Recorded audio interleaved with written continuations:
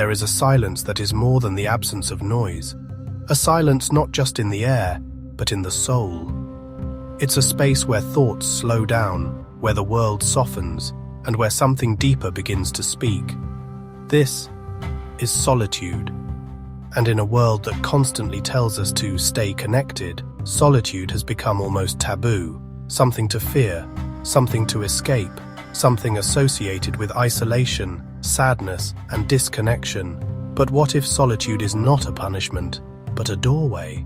What if instead of being the thing we run from, it is the very thing we need to return to? Solitude is not loneliness.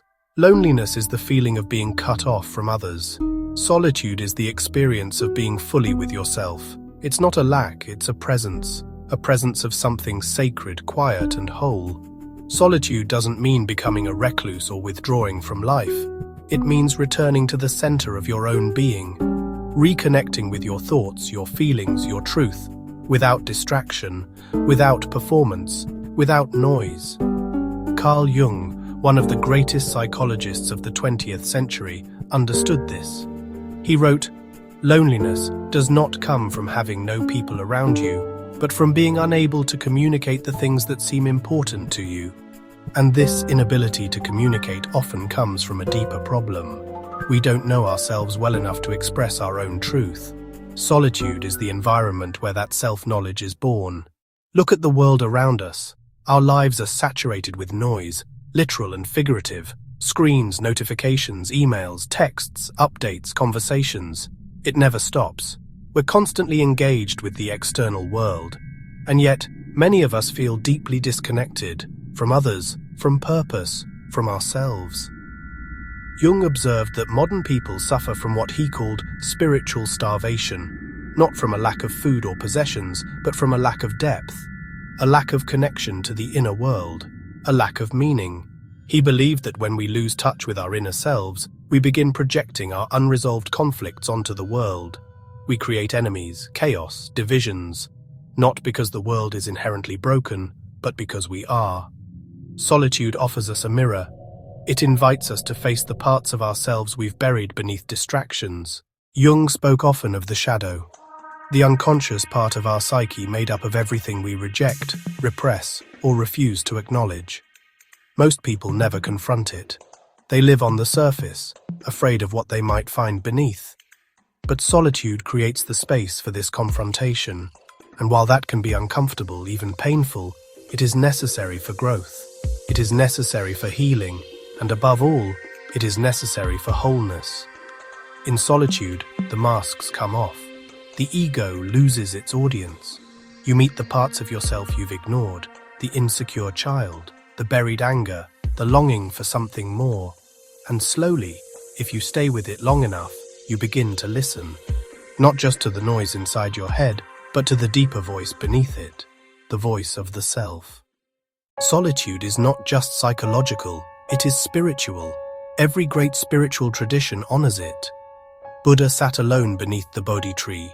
Jesus went into the desert for 40 days. Mystics, monks, sages, all turned to solitude, not as escape but as encounter, because in the silence, something awakens. Jung wrote about individuation, the lifelong journey of becoming your true self, not the self created by society or conditioned by fear, but the self that is whole, integrated, and connected to something greater. This journey requires solitude, not just once, but again and again, as a rhythm of life, as a spiritual discipline, as a way of cleansing the mind and opening the heart. In solitude, we begin to see clearly what matters, what doesn't, who we are, who we're not. So why is solitude the ultimate test? Because it strips away everything false. It reveals what remains when no one is watching, when there is no applause, no validation, no distraction. It tests your sense of self, your emotional resilience, your ability to be with discomfort, your capacity to hold space for your own soul. Most people fail the test, not because they are weak, but because they were never taught how to be alone. We're taught how to perform, how to impress, how to belong in a group. But we're rarely taught how to belong to ourselves. Solitude teaches that. It teaches how to live from within. how to find meaning that isn't dependent on approval, how to source peace from silence, how to listen for the whisper of your own wisdom. So, how do we begin? Not by retreating into a cave or cutting off the world, but by creating pockets of solitude, sacred spaces in your day where you are fully alone, with no agenda, no goal, just presence. Sit in stillness, walk without your phone, write without an audience, breathe without expectation.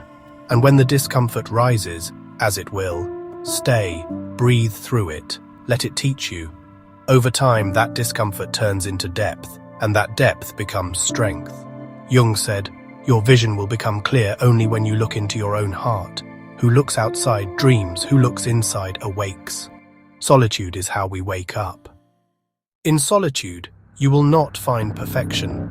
You will not find eternal peace, but you will find something more real, yourself. You will begin to understand that solitude is not isolation, it is integration, a homecoming, a spiritual reckoning, a return to truth. And once you've passed its test, you walk through the world differently, not seeking, but offering, not clinging, but creating, not reacting, but responding. You carry the stillness with you, and in that stillness, there is freedom. Solitude is not something to escape from. It is something to move toward, again and again, until you can stand fully in your own presence, unafraid, unfinished, and fully alive.